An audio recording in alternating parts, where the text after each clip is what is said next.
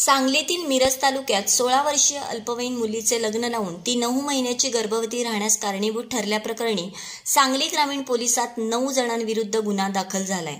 या प्रकरणी पीडित मुलीने सांगली ग्रामीण पोलिसात फिर्याद दिली आहे। त्यानुसार पोलिसांनी संशयितांवर सुधारित बाल लैंगिक अत्याचार प्रतिबंध कायदा आणि बालविवाह प्रतिबंध कायद्यातील तरतुदीनुसार गुन्हा दाखल केला आहे। मिरज तालुक्यातील एका गावात अल्पवयीन मुलगी 9 महिन्याची गर्भवती असल्याची माहिती पोलिसांना मिळाली होती।